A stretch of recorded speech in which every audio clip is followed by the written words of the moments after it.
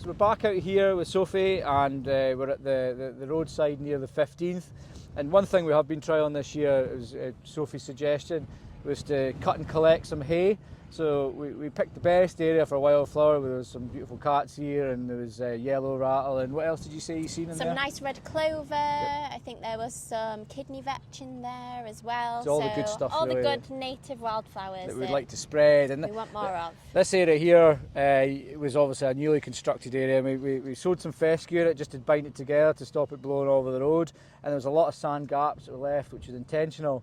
So on this we've spread the hay, and we've spread it. Sophie wanted us to do it within 24 hours, which we did, and got it down. And we've just been having a little dig around, and you can actually see underneath the hay the seeds that are on contact with the sand. So hopefully, come when should we maybe start to see something? Hopefully, sort of April, May time. I guess we'll start seeing what species have come through. I mean, there'll probably be growth before that, seeing as we tend to have pretty warm, wet winters these days. But yeah, well, it's a trial. We'll see if it works, and it's an area that's pretty much completely out of play for the majority of people. So yeah, we'll see what happens. If it's successful, then there's definitely more areas on the golf course that we can do it. And what better way, you know, the most locally sourced seed that we could possibly get from the course itself. So free, yes, just the labour involved, but a completely sustainable method of establishing more species-rich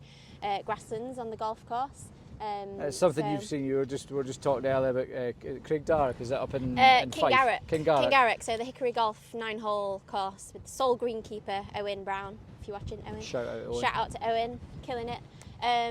He earlier this year, so he did sort of a spring harvest and spread green hay, and now has basically a nursery of yellow rattle. Which, if you don't know what yellow rattle is, its other name is the meadow maker.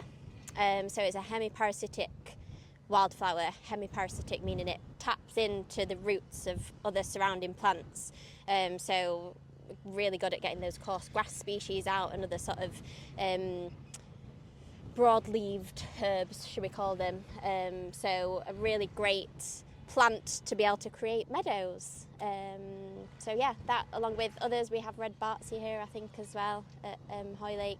Another hemiparasitic plant, so hopefully we'll get some of that in as well. So the roughs are usually, where you have these plants, are usually very thin around about it, because it zaps up the nutrients. Yeah, exactly. So it creates gaps for other species to get a foot in. So. And we can also see in the background, we've got Peter Lewis. He's on the Sand Pro, spinning off the new scrape, which we used to donate material for the new tees in the June, left at 15. Sometimes these can get a little bit weedy, and we usually rake them off and tilth them up for a couple of years, and then they would settle like they have done at the left hand side of 12. So yeah, we're getting there with some of them. We've had such a wet winter on 15, and a wet spring, a wet year in fact, that the water table has been so high, so the dynamic of the scrapes in 15 are starting to change a little bit, and they're more like dune slacks, which is not necessarily a bad thing. It's really different ecology in these areas. Exactly, yeah, and I think like when Bledge says getting a bit weedy, it's sort of those species that are less desirable, I guess, than weedy the for native. Golf Weedy for golf more than for nature, but at the same time, these sort of more broad-leaved species do outcompete with other finer-leaved pioneer species that we do want.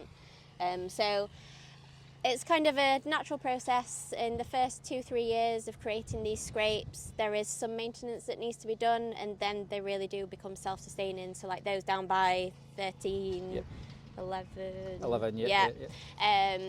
they basically have no intervention now. They look after themselves as they would do on a natural dune system, which they're very much a part of. So it's very much a trusted process with a lot of these things. So hope everyone's on board. Well, we've got a lot of marm grass that we're ready to pull out behind 15, with a project of grassing down behind 15 ready to start in September. So all that marm grass that's behind there will be getting reused elsewhere. We can sprig it out in these scrapes, and we're going to do a lot of sprigging out on the 12 tee banks, which I'm going to show you in the next video. So thanks again to Sophie for that. As there's a massive big shout on the 15th green, someone must have held a birdie putt. So yeah, thanks again. Very good. All right, thanks.